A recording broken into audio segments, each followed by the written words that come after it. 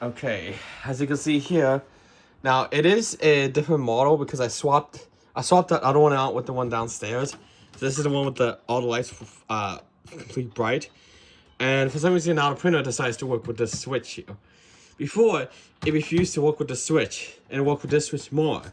And one thing is, this is from the printer. Watch when I plug it into either one of the ports on this switch. It's hard to do with one hand because I'm holding the camera. Ooh.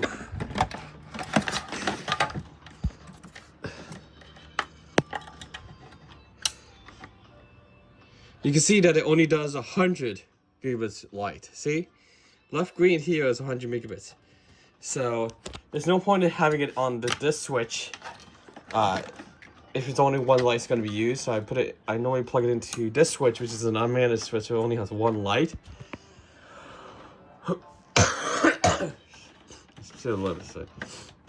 It makes sense that the printer will only take 100 gigabits through the cable because it doesn't need a high internet speed to print.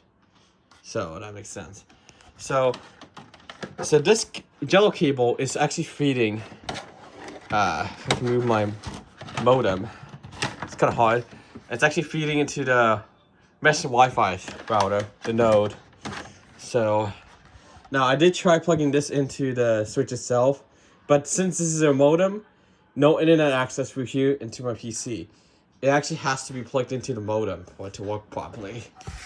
So, but it does work. So I got this unmanaged switch. I got this managed switch and unmanaged switch. So I have a feeling that this switch here, I just can't make it do the virtual thing. But at least I can see the status LEDs on which port is doing the 1000 and which one's doing the 100 or which one's doing the 10. So the white green is the 10. Both lights are the 100. Even though the plan I'm paying for right now is only 600 megabits per second, not 1100 anymore. I downgraded it and switched to my old modem. And of course, with my old modem, with my new modem, I have this cable. This cable actually came with my mesh network, and I just have it plugged into the modem. The modem did come with an Ethernet cable as well, which is right on my bag. So if I go down,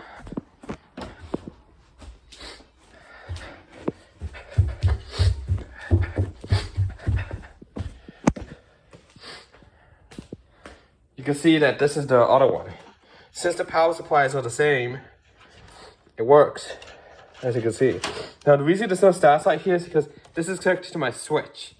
So, yeah. This blue cable is connected to the TV. And this yellow cable is actually what's connected to the modem, to the switch.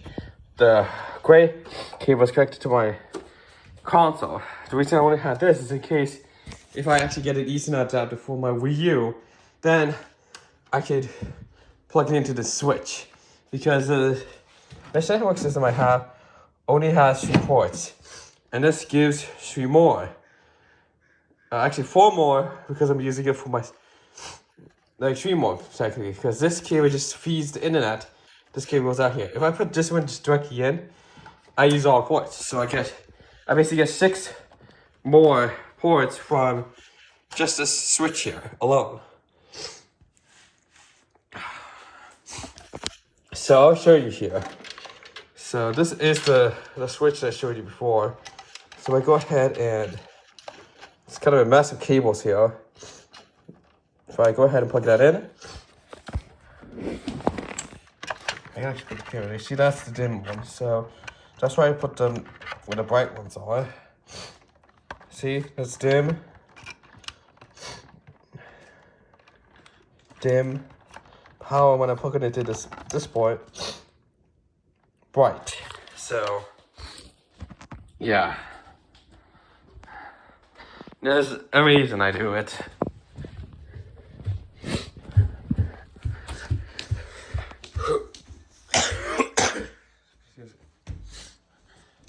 There's a reason why I swapped it out. So this switch, so the only difference was this switch and this switch is a managed one and has 2 LEDs.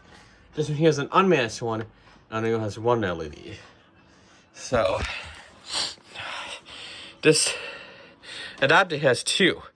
One is for internet in, and the other one is actually just for network status. This one here uses both for the network. This one only uses one for the network because this is an unmanned switch here. So yeah. So right now I'm using this as an unmanned switch because I couldn't get it to connect to my system. Not quite sure why I couldn't get it connected. It is a managed switch, but if I don't do anything to it, by factory default, it will be in an unmanaged state. And LEDs do technically help. This is an 8-port switch, and this is a 5-port switch. So normally on these switches, the internet goes to, on this one here it goes to port 5, on this one here it goes to port 8 as the internet in normally. And then you can plug whatever Ethernet ports you have here, and basically you have more Ethernet ports to use. So basically I have 7 available ports. So, and I didn't branch this off to this switch because it wouldn't make much sense to do that. So, because now since I have to put it here instead of connected to the modem, now I don't have to worry about that. So of course for the router here, I have to have one cable connected to the modem itself for network. That's the only time I need to use it. But like I said, these are both neck gear, so you see this one says neck gear, and this one here also says neck gear. So they both are switches that you can get. This one's a slightly more expensive one because this is a managed switch. If you get an unmanaged switch, for example this, it will be cheaper.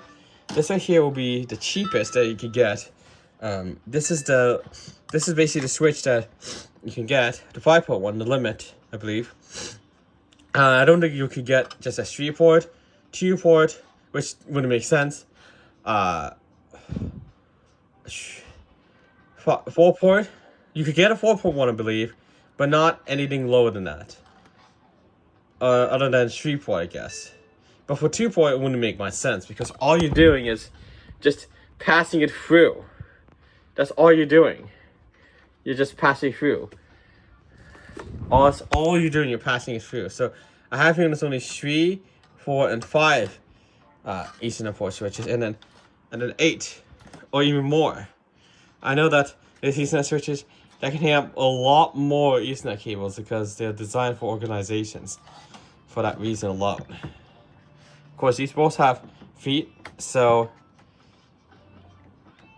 you can actually see that that's moving because I'm actually moving the table instead of the actual switch itself.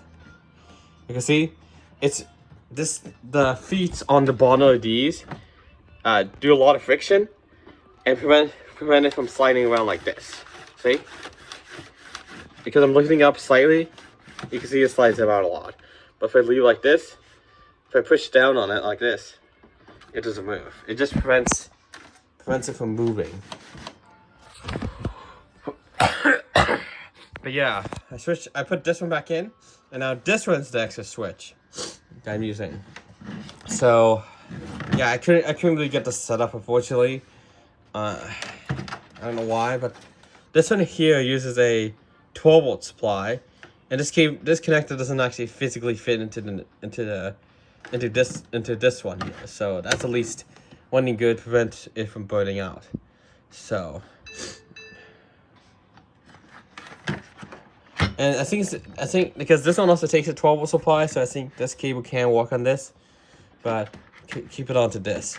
Now, one thing I don't really get is why did he put a Kensington lock on these switches if there's just switches?